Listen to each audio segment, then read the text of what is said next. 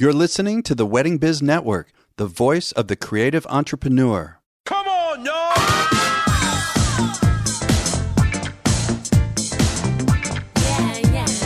Hey everyone, it's Andy Kushner, host of The Wedding Biz, and this is another episode of The Next Level, in which I have a guest co-host, and together we talk about the most recent interview of the week in a way that can help you bring your own business to the next level. And before I introduce today's guest co-host, I want to mention that last week's interviews on Monday was a conversation with both the popular gown designer Reem Arodaki and a wonderful photographer, Greg Fink, who is also Reem's general manager. They're both out of Paris. It was a wonderful conversation. And then on Wednesday, I had a very special episode talking about ending child marriage with Clay Dunn, CEO of Vow to End Child Marriage. Both were really worth listening to if you missed them. So today's guest co-host is Maria Boustany from Chateau Rweiss. Hey, Maria, thank you for joining me. Hello, Andy. It's a pleasure and an honor to be joining you today.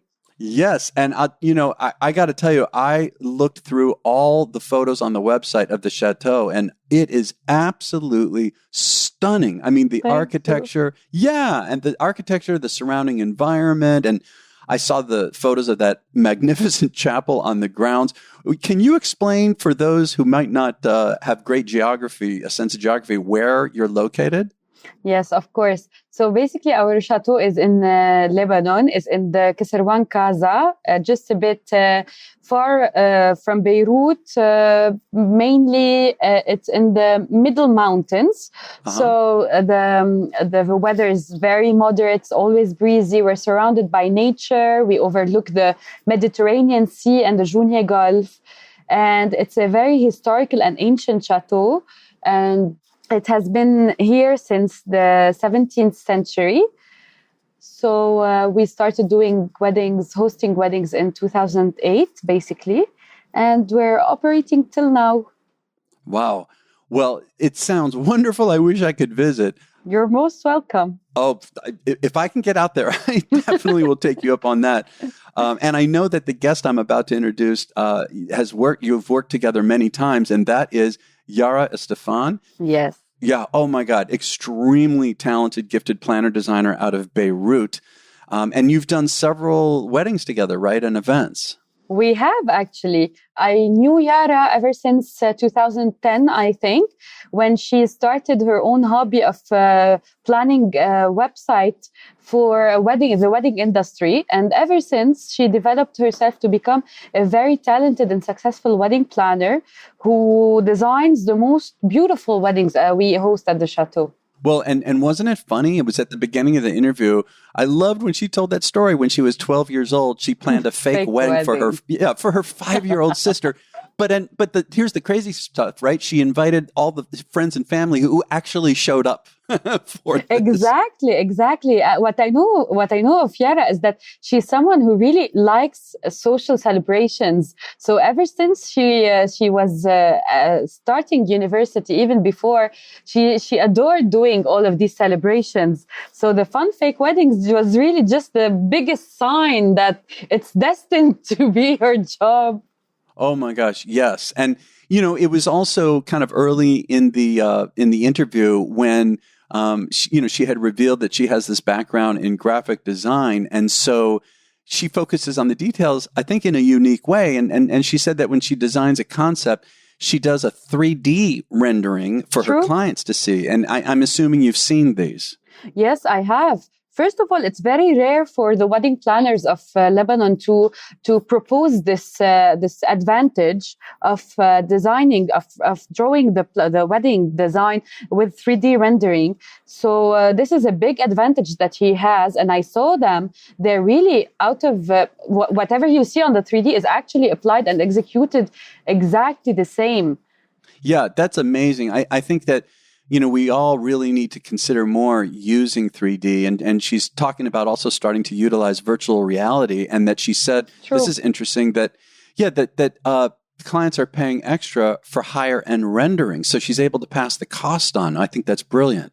Exactly. Because whenever we talk about the refined high-end weddings, the clients would like to pay for exclusive service. So it's like they wanna see their wedding before they actually have to see it live or participate in it on the actual wedding day. This is why they are going through this extra mile to actually see their wedding with the virtual reality. Yeah, it sounds wonderful. And then also, I was asking her about some, really well-known weddings that she had worked on. She mentioned doing a social media influencer's wedding who is also from Kuwait. And were you familiar with that wedding? Yes, of course. Everyone here was familiar with it in the whole Middle East, actually. Whenever you have a client as a social influencer, it actually gives you a boost on social media to be really known, and you're like, it gives you a kind of a credibility in this on social media and actually among the wedding planners, so that, oh my God, this social media influencer chose this wedding for this wedding planner to plan her wedding, so she must have something special. So let's go check her out. Yeah, that is a really good point. And she also mentioned this major ice cream brand, this couple that has this ice cream brand's wedding, and it was an ice cream theme, and that was at the Chateau. That was at your venue, wasn't it? It was so fun. One of the most fun weddings we ever hosted, actually. From the concept to the idea, the wedding actually looked like the couple themselves. She was able to display their personalities and their fun personalities in the wedding itself, from the welcome drink to the photo booth to the design of the center tables, to the ceiling decoration, all of it really, to the after party. It was the consistency of the concept of the ice cream was really amazing. Yeah, I went in and looked at a lot of her photos. I mean, we have them in the show notes, but I also looked obviously at the website and her social media. Those pictures from the ice cream, I'm calling it the ice cream wedding, where, like you say, looked like just so much fun. It was. You must have had such a blast working with her on that. It really was. Yeah. And also, it was also interesting to me that, she mentioned that in Lebanon and throughout, mainly, which she does mostly, of course, weddings throughout the Middle East. She has certainly lots of destination weddings that come there, but there's 18 different religious, I mean, it's just amazing. 18 different religions she's dealing with and having to learn about them. And I imagine that you, with your venue, that you're also in that position where you have to understand all these different rituals and traditions. Definitely, because weddings reflect the culture and the religion of the couple. So each couple coming from a different religion executes the wedding in a different way. The tradition of the weddings themselves, they are different from a religion to another.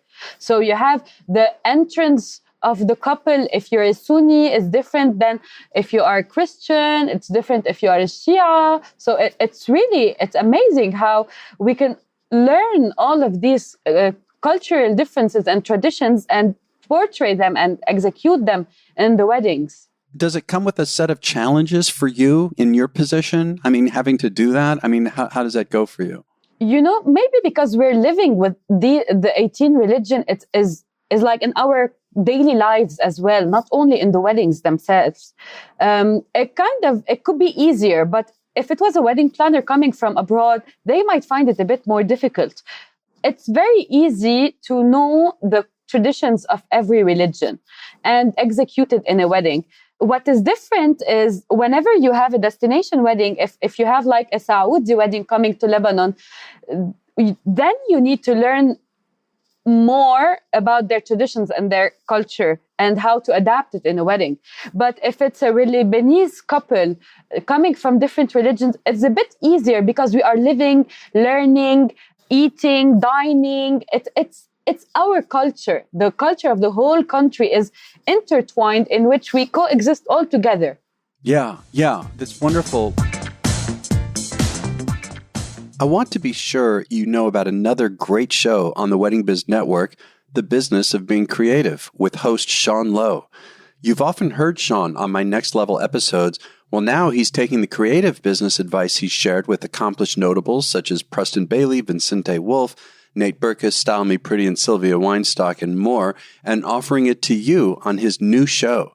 There are already a few episodes for you to catch up on where he discusses the power of being niched, pricing strategies, metrics of success, and so much more. So in short, you're going to gain a ton of value and action items from Sean's show, and you'll have the opportunity to talk back by recording messages of feedback from right there in the show notes.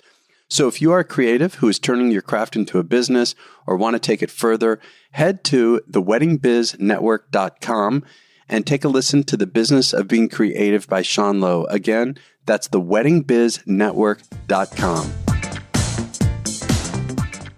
And I also asked her, which I'm discussing with everyone these days, is how she's dealing with the effects of the pandemic. And it was interesting. She mentioned to me, and obviously you're aware of this, very aware, that a year ago, October of 2019, there was a major economic crisis, which caused all kinds of postponements and cancellations. Then there's the pandemic. Then there's one of the biggest explosions in history, she mentioned. And so she's gone from 15 weddings down to 2. How Maria, how has it affected you? I mean, I imagine it's the same situation. We have executed this year for the first time since we started, and all of the venues as well, all of the market of the weddings, 10% of our yearly wedding season. Oh my gosh. Even these 10%, the number of persons invited is, let's say, 30% of the average number of people we invite here in Lebanon. In Lebanon, the average number of persons in a wedding is between 250 to 350 persons per wedding. This year, the biggest wedding is 100 persons. Right. And I think that Yara had mentioned even 400 to 500 guests, and now she's averaging 30 to 40 people for the Rweiss. And so, but what this leads to, and especially for people listening, is that we're all having to deal with this. And, we're having to now start thinking about designing for smaller weddings. And, and you heard this too. It was very interesting. Of course, she's not happy about the pandemic and everything else, but she did say that she's finding that she actually loves the concept of designing for smaller weddings because she can focus more on the details, right? It's a signature of hers. Yara is among the few wedding planners who love to focus on details, extra attention to the center tables, personalized gift cards or gift wraps or name tags for every person on each plate, like the hand gel. She did a wedding 1 month ago here.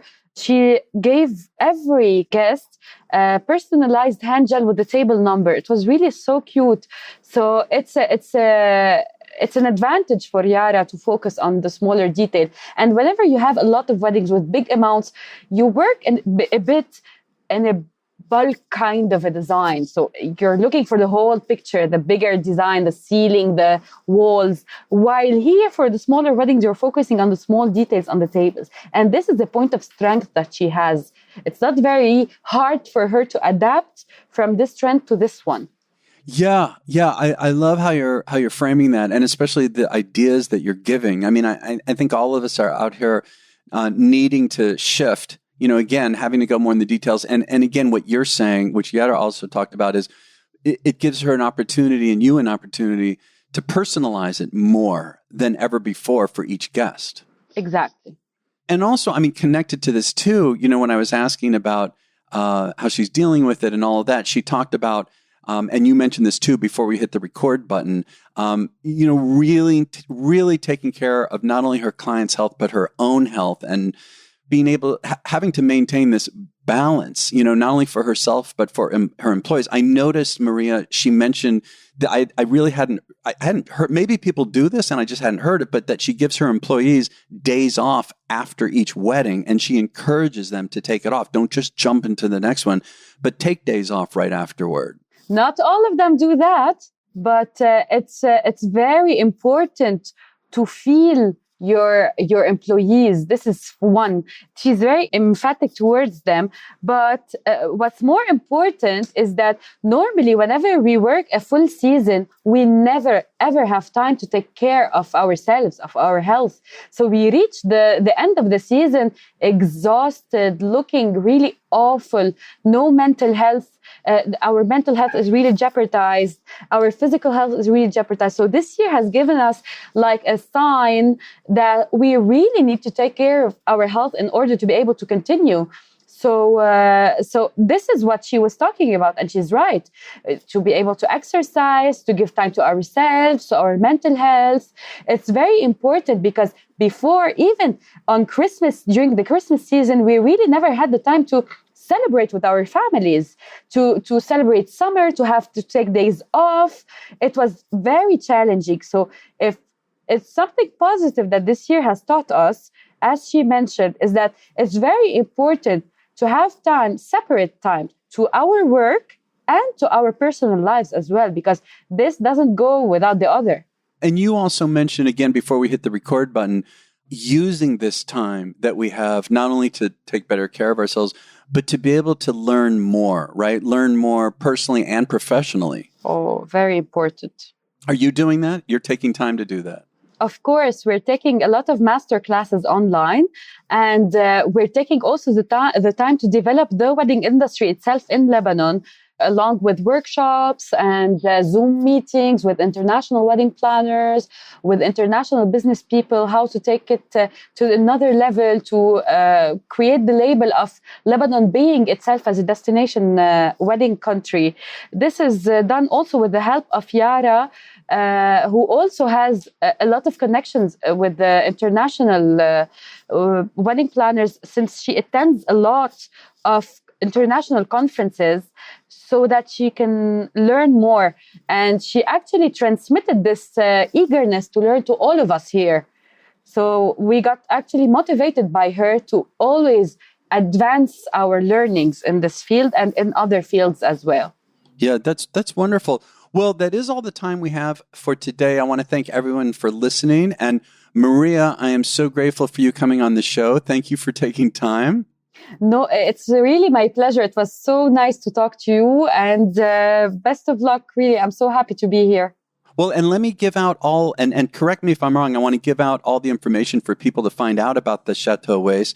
I understand the website is chateaurweiss.com, and I'll spell that. It's CHATEAURWEISS.